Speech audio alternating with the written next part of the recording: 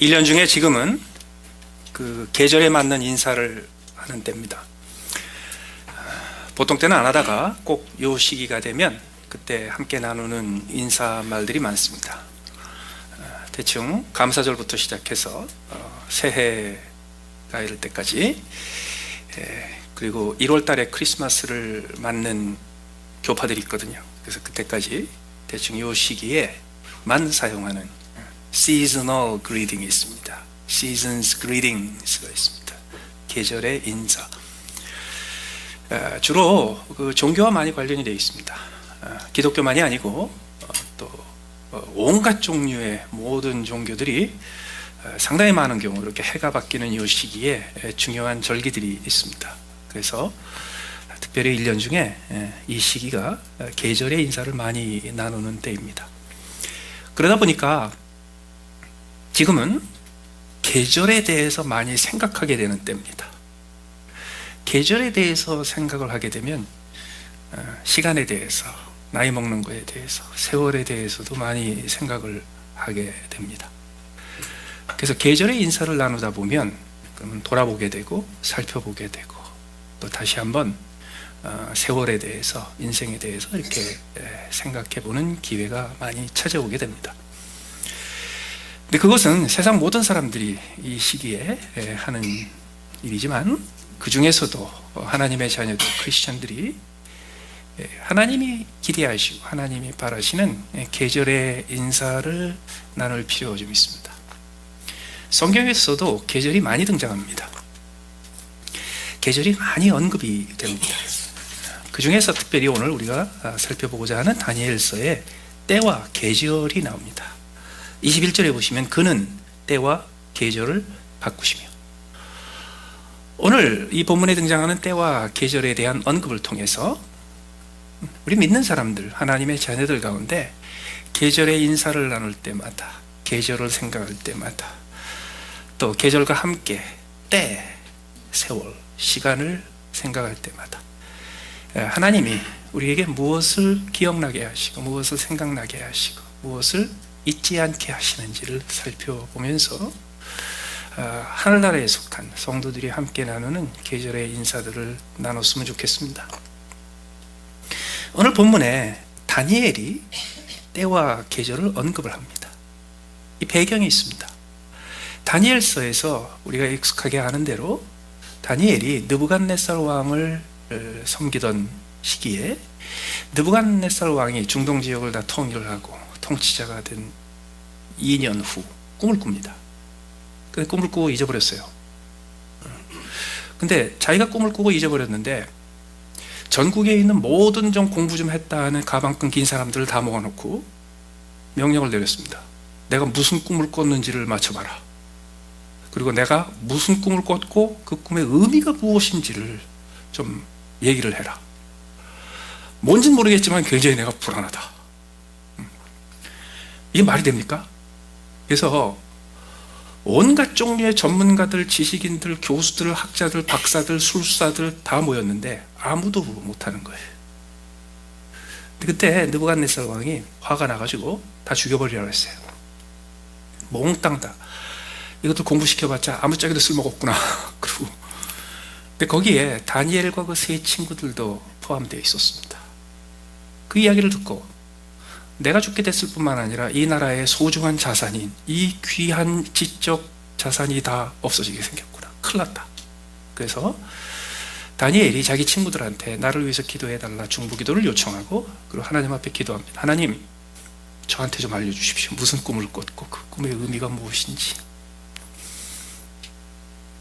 네, 하나님께서 오늘 본문에 우리가 19절에 읽은 것처럼 이 은밀한 것을 밤의 환상으로 다니엘에게 보여주셨습니다.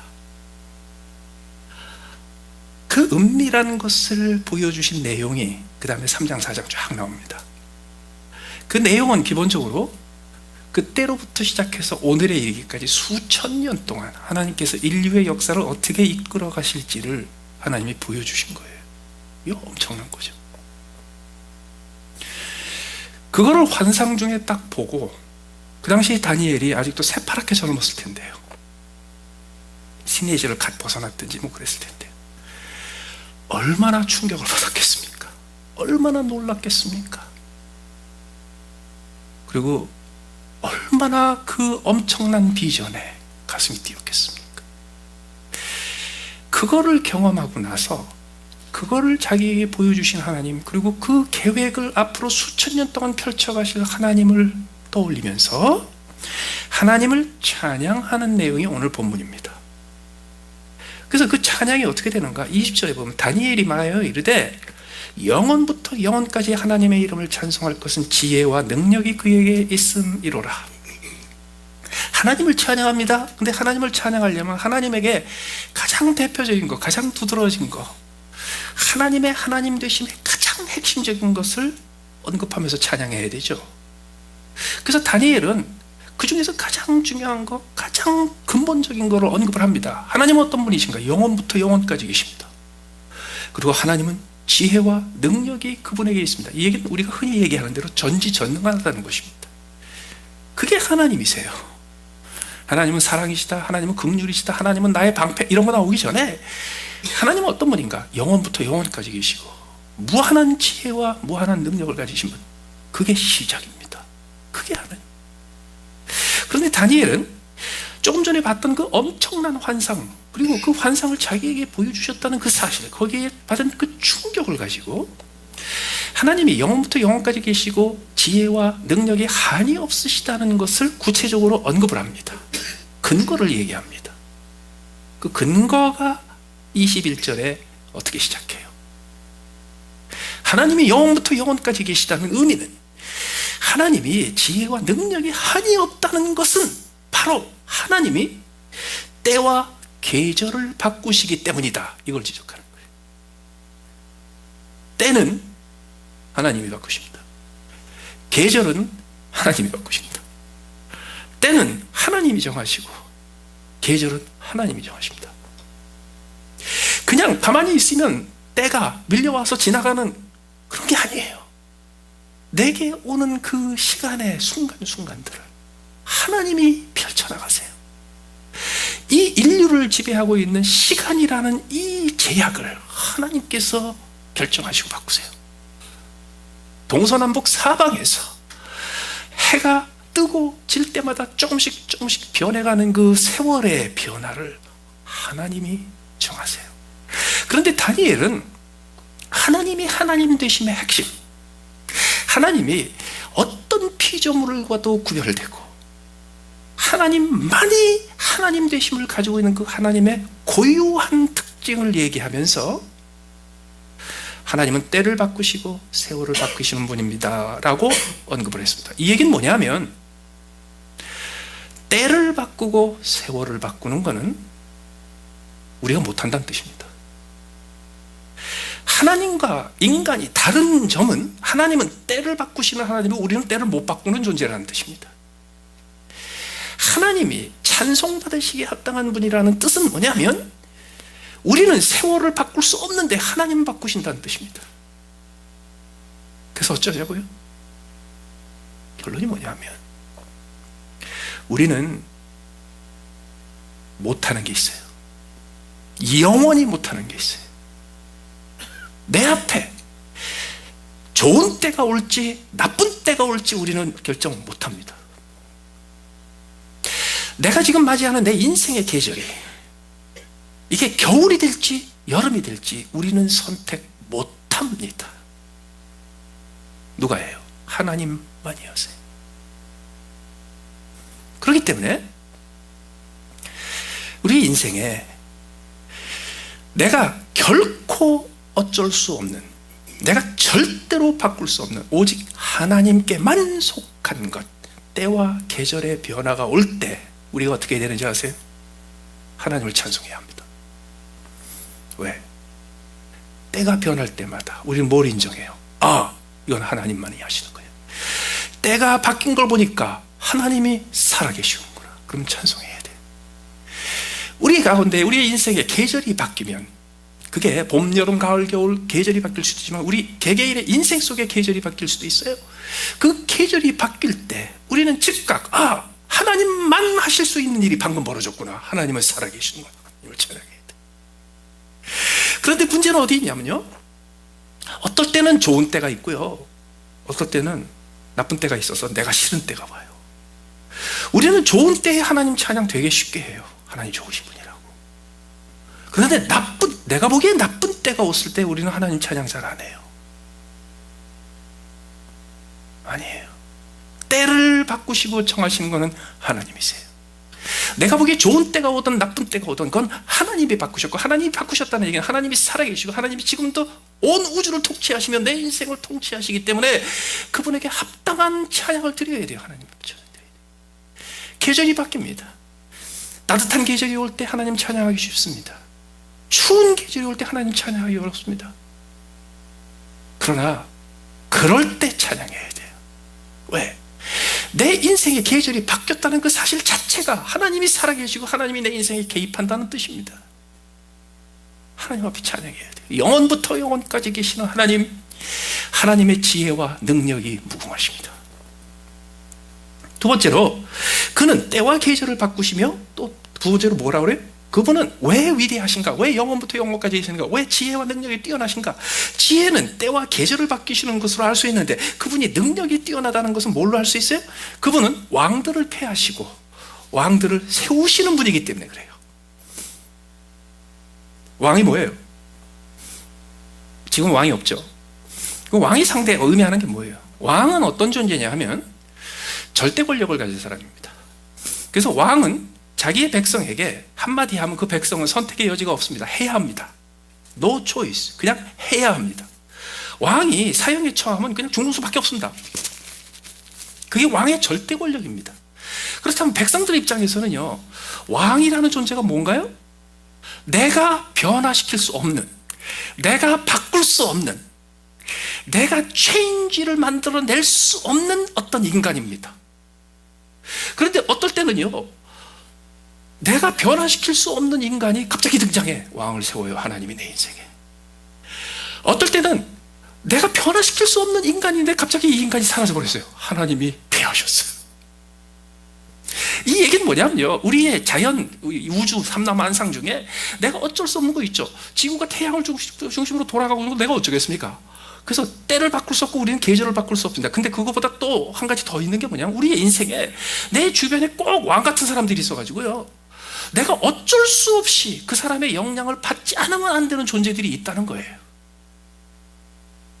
그래서 실제로 왕관 쓴 왕은 우리의 인생에 없는데요, 그 왕 같은 존재들이 우리한테 많아요.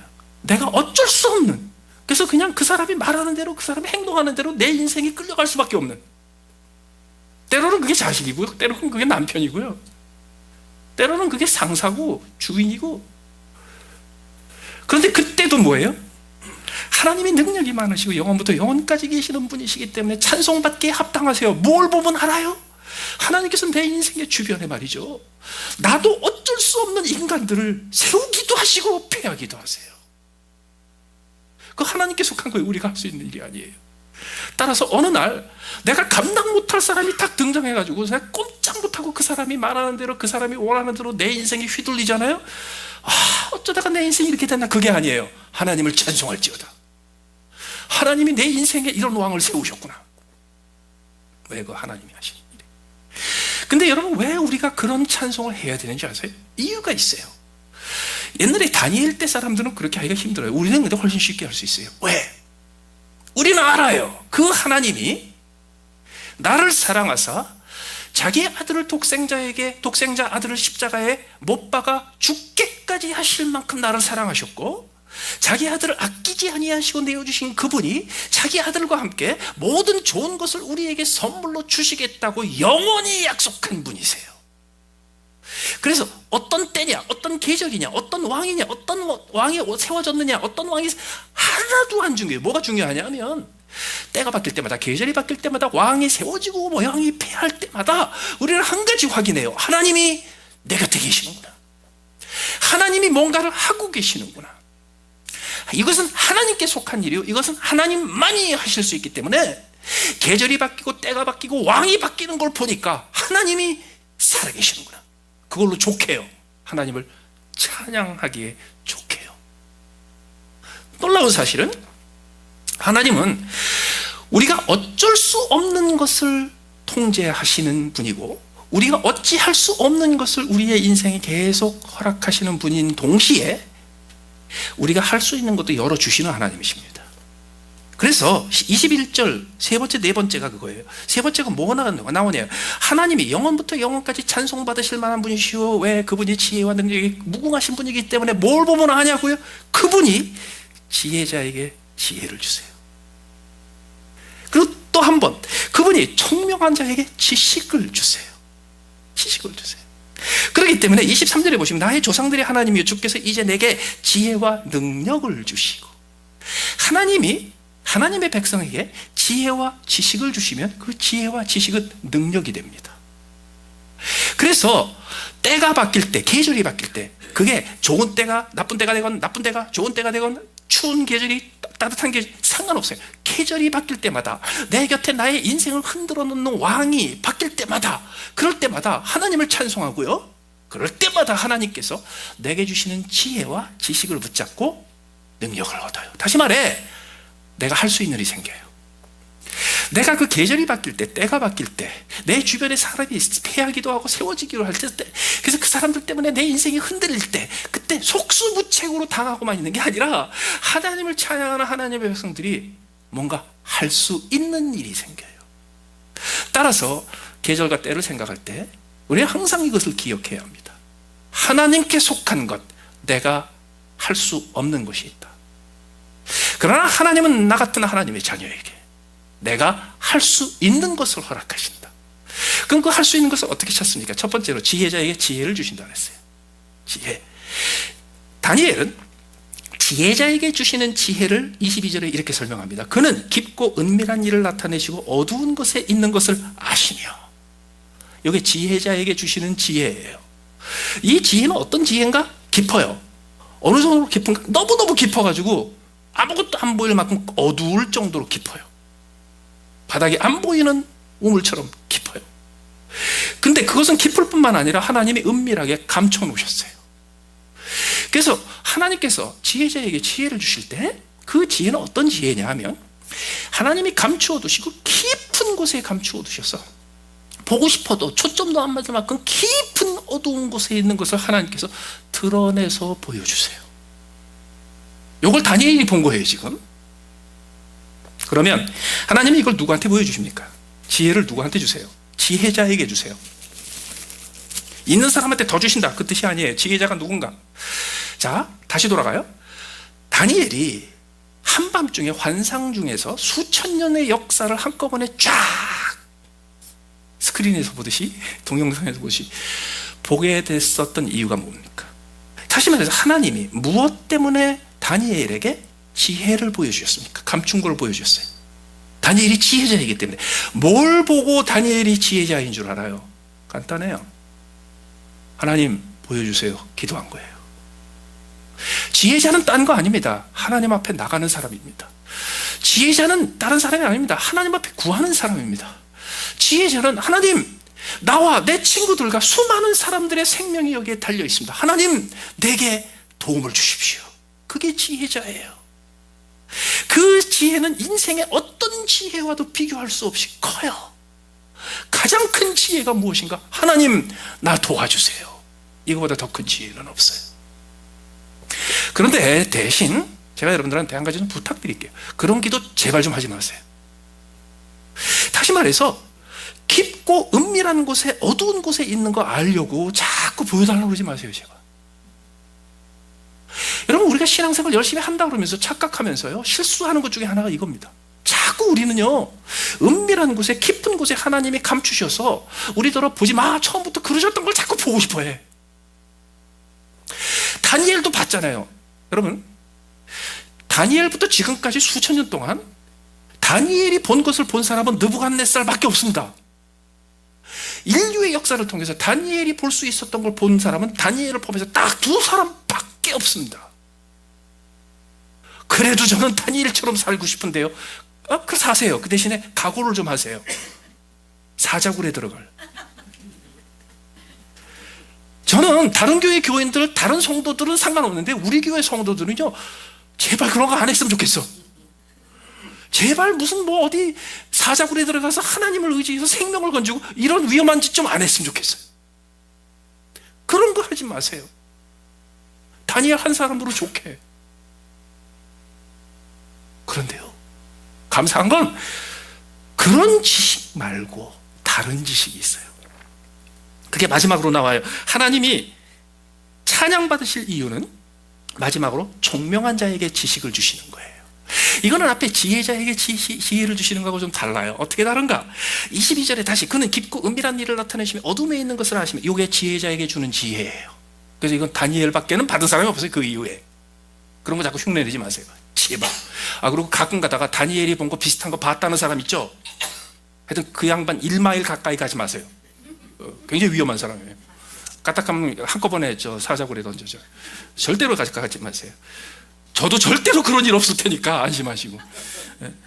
그런데 그것은 지혜자에게 주시는 지혜인데, 지혜자가 아니어도 다니엘 수준이 아니어도 원하는 모든 사람한테 주시는 더 좋은 지혜가 있습니다. 더 좋은 지식이 있습니다. 그게 총명자에게 주시는 지식이에요. 그거는 뭐하고 관련이 됐냐면 22절에 깊고 은밀한 일 어두운 곳에 있는 걸 하시며 또 빛이 그와 함께 있다고 그랬죠. 이게 무슨 얘기냐면 하나님이 여기 계시면요, 하나님은 저 깊은 곳에 감춰놓으신 거를 아무도 못 보게 요 이렇게 덮어놓고 계시거든요. 그런데 하나님은 또 빛이 여기 있어요, 오른손에.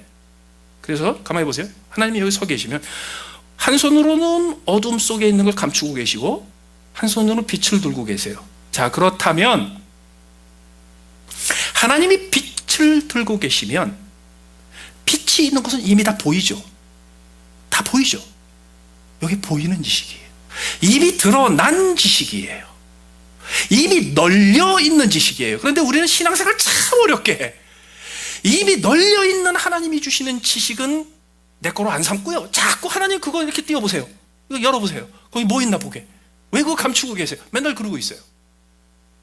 아니에요.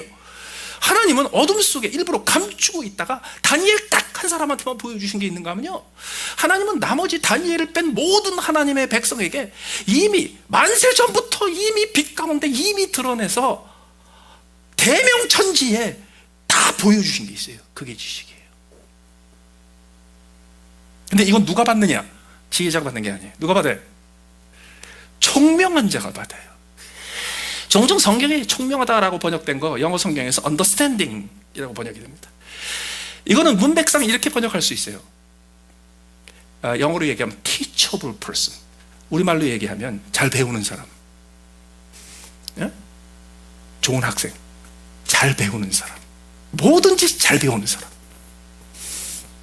그런데요, 다니엘처럼 아주 고수의 지혜자가 되는 건 어려워도 우리는 아무리 하수의 지혜자라도요, 고수의 배우는 자가 될 수 있어요. 어떻게 되는지 아세요? 배우는 거 간단합니다. 딱 세 가지만 지키면 됩니다. 첫째, 나는 무식하다. 여기서 이것만 있으면 됩니다. 나는 아는 게 모르는 것보다 훨씬 적다. 나는 내가 알고 있는 것도 사실은 별 볼 일 없는 것만 알고 있다. 알아두면 쓸모없는 것만. 그래서 나는 모르는 게 너무너무 많다. 하나님, 나는 어리석은 무지한 아이입니다. 이거예요. 그 다음에 두 번째로는 뭐냐면요, 고집을 안 부리는 거예요. 아는 척하는 고집. 내가 모르면서도 안 모르는 척하는 고집. 내가 별로 아는 것도 없으면서 그거 가지고서 모든 게 다 해결되는 것처럼 하는 고집. 그 고집이 없어지는 거예요. 마지막으로는 뭐냐면요, 겸손입니다. 겸양, 겸비. 이건 뭐냐면 하나님께서 나에게 하나님이 주시는 지혜와 지식을 주셨을 때 그거를요, 그냥 그렇구나 그러고 받아들이는 거예요. 이거 굉장히 쉬운 것 같으죠? 우리 그거 잘 못해요. 어떻게 못하냐면요, 뭐가 숨겨져 있는 게 있을 거야. 요 생각을 꼭 해. 그리고 내가 그것을 받아서 내 지식으로 만들기 전에 내가 그거를 처음부터 끝까지 다 이해를 해야 된다고 생각해요. 아니에요. 그냥 어떤 지식 하나가 하나님이 주신 거라고 딱 받았으면요, 그러면 그냥 아 그렇구나, 그리고요 그런 줄 아세요. 요게 총명한 자입니다. 다니엘과 같은 지혜자가 되는 건 어려워요. 우리 중에 누구도 못 될 거예요. 그런데 총명한 자는 우리가 누구나 다 될 수 있어요. 왜? 아, 나는 무식해. 그러면 되잖아요. 그거 못해요? 그래서 예수님은 천국의 비밀을 얘기하실 때 항상 어떻게 하셨는가? 비밀리 안 하셨어요. 하나님이 여기서 빛을 가지고 계신다고 하는 것처럼 다 드러내셨어요. 그래서 예수님은요, 얘기로 하셨고, 예화로 하셨고, 어렸을 때 들었던 우화로 하셨고, 그래서 어린아이들도 다 그 얘기를 듣고 깔깔 웃으면서 즐겁게 들을 수 있는 평이한 얘기를 하셨어요. 그리고 항상 예수님께서 이렇게 얘기하셨어요. 귀가 있는 자는 들을지어다, 눈이 있는 자는 볼지어다. 무슨 얘기예요? 우리는요, 하나님이 빛을 들고 다 드러내셨는데 못 듣고 못 봐요. 왜? 고집이 있어서. 내가 진짜 알고 있다고 착각해서. 그리고 모르는 거를 보긴 봤는데요, 끝까지 잘난 척하고, 끝까지 이거 이해가 안 돼, 납득이 안 돼, 아직도 음모가 있는 것 같아, 뭐가 속에 있는 거야, 이러고서 그걸 그냥 받아들이지 않으니까 눈이 있어도 못 보고 귀가 있어도 못 듣는 거예요. 그 예수님이 하신다. 그럼 어떻게 하면 눈이 들을 귀가 있고 어떻게 하면 볼 수 있는 눈이 있냐? 간단해요. 예수님께서 이루셨어요. 천국은 어린아이와 같은 자의 것이라 그랬어요. 여러분, 어린애가 엄마 아빠한테요, 엄마 아빠 되게 무식하네, 그것도 몰라? 그러는 거 보셨어요? 어린애가 어른이 이렇게 가르쳐주면 오 그렇구나, 와, 자기가 모른다는 사실에 감탄을 하지. 그게 호기심이에요. curiously. 그리고 어린애가요, 자기가 아는 거 가지고 고집하는 거 보셨어요? 가끔가다 그런 애도 있지만은요, 걔네들은요 한 번만 군만 끝나. 그리고 그 어린애가요, 그거를 꼬치꼬치 다 이해해가지고요, 페이지 1페이지부터 300페이지까지 다 읽고 나서 이해하는 거 보셨어요? 그러면 그런 줄 알지. 그게 어린아이의 특징이에요. 어른이 그렇다고 그러면 그런 줄 알지. 이게 어린아이예요. 그게 총명한 자예요.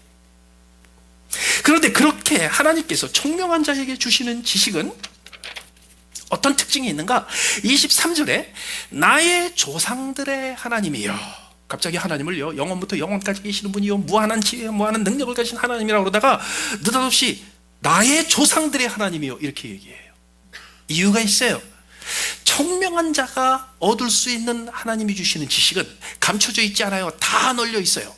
그렇기 때문에 이미 널려 있기 때문에요, 먼저 살았던 수많은 조상들 중에 귀 있는 사람은 들었고 눈 있는 사람은 보았어요. 그래서 우리가 신앙생활하면서 인생 살면서 저지르는 아주 형편없는 어리석은 실수 중에 하나가 뭐가 있냐면요, 갑자기 좋은 때가 있다가 나쁜 때가 와요. 갑자기 따뜻한 계절이다가 추운 계절로 바뀌어요. 갑자기 이상한 왕이 하나 등장해가지고 나더러 이래라 저래라 난리를 쳐요.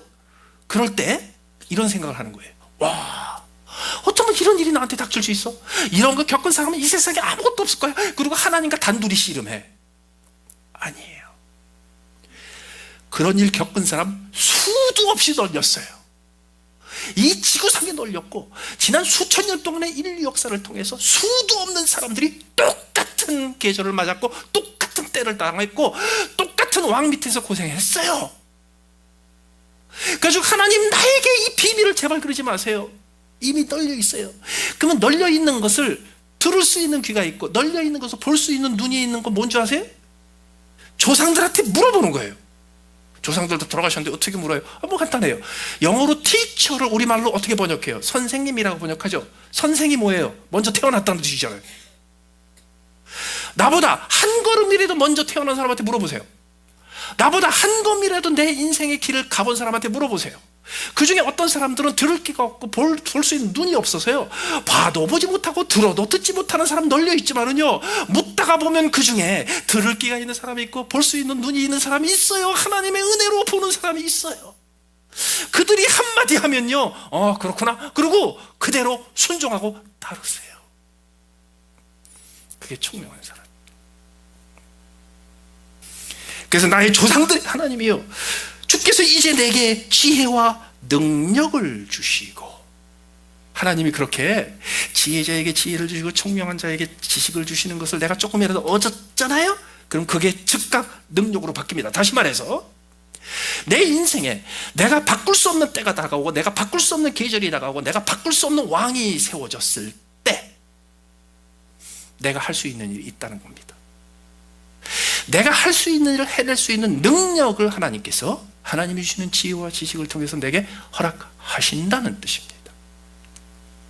그 능력이 뭔가요? 사람마다 달라요.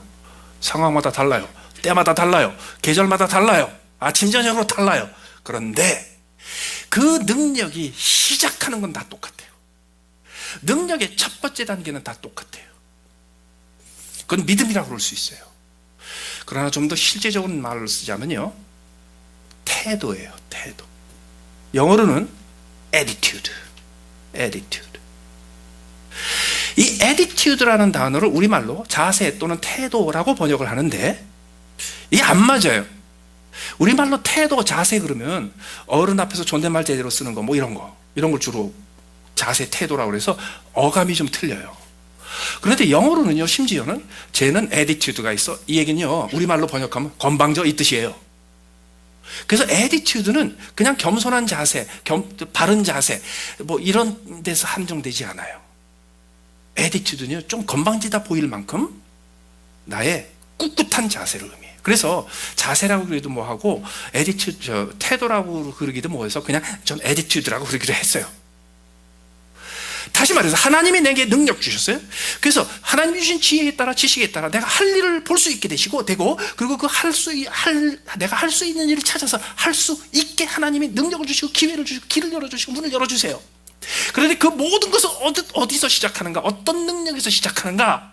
나의 애티튜드를 바꿀 수 있는 능력에서 모든 것은 시작합니다. 내가 전에 모르던 능력을 내가 발휘할 수도 있고 내가 전에 알지 못했던 지식을 얻어서 해결을 할 수도 있고 여러 가지 있을 수 있죠. 그 모든 것은 어디서 시작하는가? 내 애티튜드를 바꾸는 데서 시작합니다. 아무리 지혜가 많고 아무리 능력이 많고 아무리 지식이 많아도요, 이 첫 단계 나의 태도, 자세, 나의 애티튜드를 바꾸지 않으면 아무것도 벌어지지 않습니다. 그게 하나님이 우리에게 주시는 기본적인 능력입니다. 그래서 기억하십시오.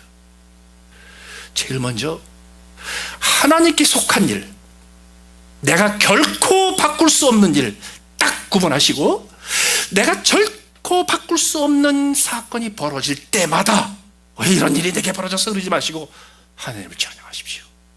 아, 하나님이 하셨군요. 그럴 때 하나님께서 지혜와 지식을 주셔서 내가 무엇을 해야 될지를 보여주십니다. 그게 힌트가 딱 생기면 그때 단단히 각오를 하고 마음 먹고, 그리고 제일 먼저 해야 될 일이 하나 있습니다. 나의 애티튜드를 바꾸는 겁니다. 어떤 애티튜드인가? 아무리 계절이 뒤집어 바꿔져도 하나님을 찬양하는 애티튜드. 우선 이해가 안 돼도 하나님을 예배하는 애티튜드. 아무리 내가 이해할 수 없고 힘든 상황이 벌어져도요, 하나님이 알아서 잘 하시겠지. 하나님이 내게 향하신 하나님의 뜻이 저주가 아니요 축복이라고 그러셨는데 이것도 다 하나님이 알아서 하시겠지.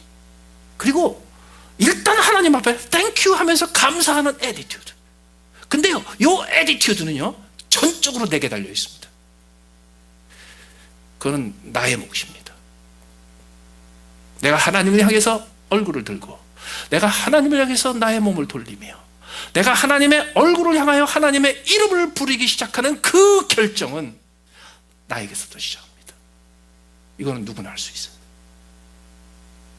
그거로 시작해서 우리는 나쁜 계절, 추운 계절도 따뜻한 계절처럼 지낼 수 있습니다. 우리의 애티튜드가 변하면서 우리에게 다가온 선한 때가 아니라 악한 때도 선한 때인 것처럼 지낼 수 있습니다. 나에게 왕노릇하고 내 인생을 쥐고 흔드는 그 왕과 같은 인간들이 내 주변에 있어도요, 나는 하나님 나라에서 완전한 자유인처럼 살아갈 수 있습니다. 이게 어디서 시작해요? 내 애티튜드를 바꾸는 거예요. 미국에서 가장 많이 팔리고 있는 책의 종류들 중에 자아 개발 책들이 있습니다. 셀프 디벨롭먼트. 엄청나게 팔립니다. 그런데 그 셀프 디벨롭먼트, 다시 말해서 이렇게 하면 성공한다, 이렇게 하면 인생 행복하게 산다, 나도 이렇게 해보니까 이렇게 되더라, 뭐 그런 거예요.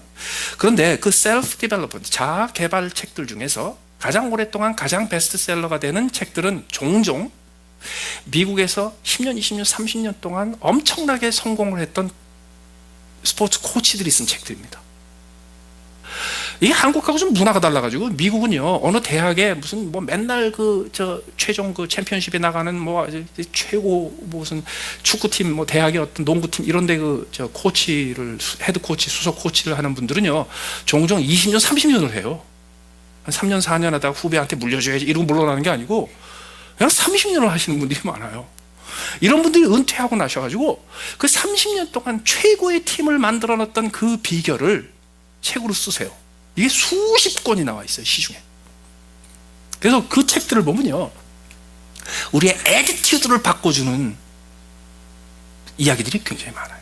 그런데 그 중에 대물림하면서 전해주는 말들이 좀 있습니다. 어떤 뜻이냐면, 어떤 농구 선수가 자기가 막 좌절하고 막 추운 겨울과 같은 계절과 그 다음에 견디기 힘든 때가 막 다가왔을 때, 그럴 때 어떤 코치의 책을 읽고 그 글을 딱 읽고 인생이 바뀌었어요.